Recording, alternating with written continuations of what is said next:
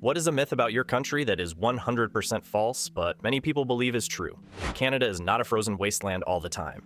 We have summer here. It's my favorite day of the year. I was going to say the myth is that we're majorly extremely nice, but this works too.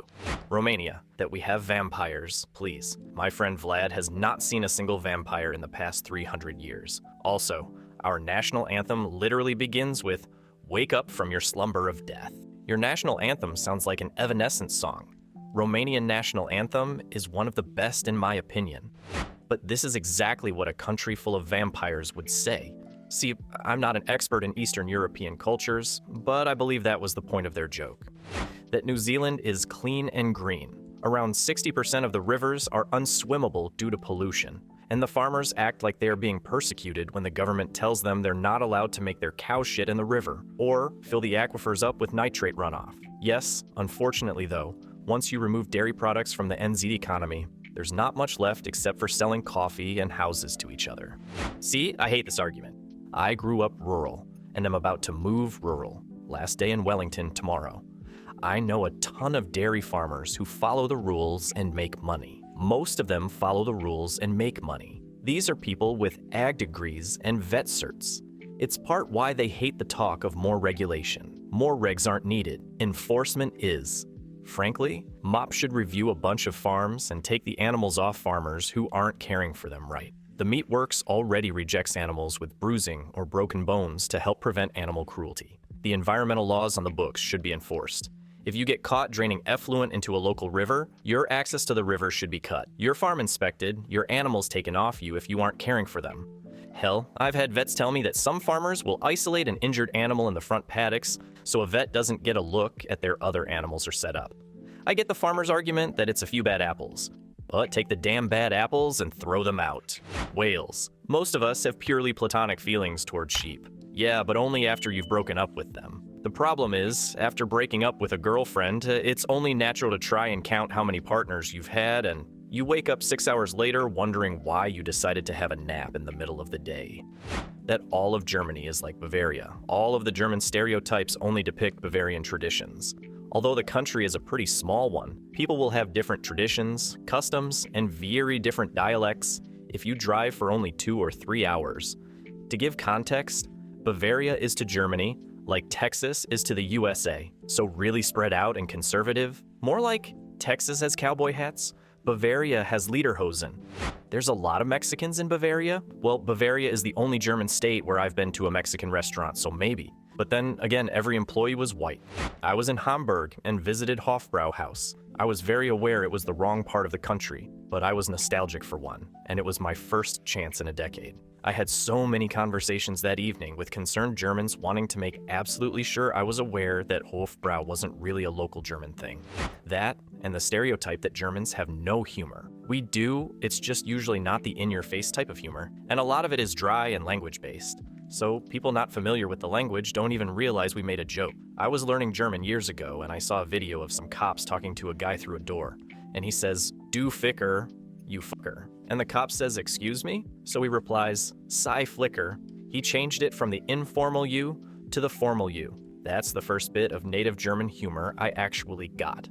So in English, it would be like adding "zer" after repeating the insult, or replacing it with the phrase "connoisseur of the carnal arts." Yeah. Or calling a cop Mr. Pig. The literary mechanism is pretty universal. It just tickled me to see it and comprehend it in a language other than English. Well, I'd say that we don't eat pasta on a daily basis, but we Italians absolutely fucking do. Well, to quote the original Italian Job, "Well, I hope he likes spaghetti. They serve it 4 times a day in the Italian prisons. And why wouldn't you? It's absolutely delicious." Ireland. We're not all alcoholics who eat nothing but potatoes. Speak for yourself, pal. I did say not all. Just from this response, I love your country. Of course not. Some of you are alcoholics who eat a turnip every so often too.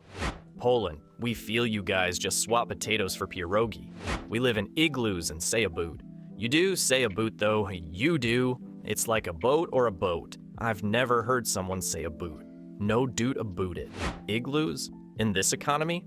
Someone's doing well for themselves. Also that we're nice. That's an illusion. Not all of you are nice, but allow me to share this anecdote. After the March 11th, 2011 earthquake and tsunami in eastern Japan, The Australian government requested Australians to go home for a bit until things settled down. The Australian bus had left before I had a chance to leave, but the Canadian one had not. They took my daughter and I for free, gave us lunch and dinner at the embassy, and put us up for a night in a hotel. I will forever love Canadians. There's buses from Japan to Australia and Canada? Are these regular services, or just tsunami specials? That the country is called Holland. Holland is just 2 of the 12 provinces, the only 2 most people visit. Oh, yeah, I was literally taught in school that Holland and the Netherlands were interchangeable names. I mean, to you they are. We probably use some wrong names in Dutch too. Many Americans use England when they mean the UK. I assume others do this too. Many English use England when they mean the UK. Mexico. We eat tacos every 2 seconds. We all look like, have a mustache, sombrero, named Juan. Nice try. Juan? Does it have to be Juan or the other? Takes Juan to know Juan. Listen, I'm married into a Mexican family and have been all over Mexico, and we absolutely ate tacos every 2 seconds. No sombreros though. That we all sleep siesta every day. Oh, but we should. Not a single country, but the whole wild world. Spain, Vietnam, Cambodia, Springfield. That we have school shootings daily, it's weekly. That Vikings had horns on their helmets. Thanks, Wagner. That polar bears roam our streets. And my personal favorite, that the midnight sun is a physically different sun. If someone thinks this, it is deeply concerning. IDK if it's a myth, but I'm tired of people associating berets with France. No one wears that. No one. Tourists in France wear them, haha. But you do another great stereotype, and that is walk around with baguettes, which I think is just wonderful. If the baguettes we got here in the US were as good as the baguettes you get in every corner shop French boulangerie, we'd all be walking around with baguettes too. America was founded for religious freedom. The Pilgrims were intolerant bigots, driven out of everywhere else because of their intolerance and zealotry. They also didn't start America. The Jamestown colony was the start, and it was a company town. So America was founded for corporate wealth expansion. Every New England state started because they wanted to get the fuck away from the Pilgrims in Massachusetts. Australia, that everything is trying to kill you. The only animal I trust in Australia is Bluey. Iceland has an app everybody uses to see if they are related before having sex. While it is true that it was an app, the app was made as a joke. Iceland has birth records so extensive and complete, I can trace my family back 33 generations to Ulfur Orgi, who was born in 740. So a group of students made a joke app called Incest Spoiler, which used this data to give you how closely related any 2 people were, but nobody has seriously used it. A majority of people do not in fact smoke pot on the regular, nor is it technically legal. We also don't wear wooden shoes. The country does not exist mostly out of farmers that are stuck in the 19th century. Thank you for that one marvel. And we do not have no-go zones in big cities. Many people think that wild haggis are a myth created to wind up tourists, but they're actually very much real animals, although their numbers have declined quite significantly, so I can see why they think it's a myth. Luckily, you can see one on display in the Kelvin Grove Art Gallery and Museum, so hopefully that helps dispel the myth of their existence. My grandfather used to tell me that the haggis had one leg longer than the other, so that it could run fast around hills. He said the best way to catch one was to turn it around on its hill. It would roll down, and you could grab it at the bottom. Is that true too? We don't ride kangaroos to school in Australia, mate. Correct. You can't get your kangaroo license until you're 18. You can get your learners at 17, but then you have to have a licensed rider in the pouch, and schools generally don't permit kangaroo parking. That we all love the royal family and are offended when other people insult them. A large chunk of the population is in favor of having no royal family anymore, certainly compared to previous generations. I went to Istanbul about 6 weeks after the Queen died and was really surprised, taken aback by how pretty much everyone, both people I met in passing and also those who already knew me and that I was fairly friendly with, paid me heartfelt and sincere condolences on my loss, like in a very meaningful way, as you would to someone who had recently lost a parent or someone that they were very close to, and that you expected to be deeply and personally affected by it. I genuinely didn't know how to react each time, even though it kept happening. Fortunately, I managed to rein in my instinctive British urge to immediately take the piss, make a sarky comment when they were all clearly completely sincere about it. That we in the USA think we're better than everyone. Some do, but many have a deep respect for other cultures and a fascination to learn more. Our recent election may not support this, but it's 100% true. Japan is not like what you see on the internet. Japanese are not the nicest, most polite people. Japanese smile a lot due to social pressure, but they are really thinking, I hate you. The working culture here is really bad with very little work-life balance. The government is just as corrupt as America's. It's very crowded and fairly expensive to the point that people are no longer having babies. It's a great country to visit for like 2 weeks. But living here, it's very difficult to survive, especially if you don't speak any Japanese. Edit. Also, all that nerdy anime shit is also considered nerdy anime shit here too. I'm from Germany, and many people believe that every German wears Tracht, which is basically traditional clothing for the Oktoberfest on a daily basis. As a Canadian, I don't think we're particularly nicer than anyone else. I would say that we're less confrontational. We're more likely to keep quiet than post about it later on social media. That Brits don't go to the dentist. There are people in literally every country with bad teeth, but us Brits get labeled the worst. Yes, it's because in British culture, dental care is about health rather than looks. We have good provision of dental health. Looks don't really come into it as much. Everyone assumes we're all obese idiots. Only 40% of our people are obese, get it right. That British food is shit. It was probably true 20 years ago, but British cuisine has gone through a bit of a renaissance over the last decade and a half. We actually season stuff now, as evidenced by the fact that outside of Paris, the city with the most Michelin-starred restaurants in the world is London. One thing that is a bone of contention for me is that when I see memes about British food, it's almost always pot shots at our poverty meals. Beans on toast and stuff like that. We've never eaten beans on toast because we like it. We eat it because it's literally cheaper than instant noodles. It just feels very cheap to mock poverty food when 60 million Americans rely on food banks. As an Australian, you'll never know and will never tell. Sweden, that we've got no-go zones all over the place. We don't. The only time I've felt threatened walking around in my city have been on Friday, Saturday nights, when some random drunks are trying to pick a fight, a fist fight. That David Hasselhoff played some sort of integral role in the fall of the wall and the reunification of Germany. We are, in fact, not the country with the highest obesity rates in the world. We're ranked 13th. Still pretty high, though. We don't say OPA. Every chance we get in plate smashing is kinda a thing of the past. I can imagine plate smashing would have fallen out of favor due to recent economic crises, both local and international. Plate smashing? In this economy? Do you still call people malakas as often as before?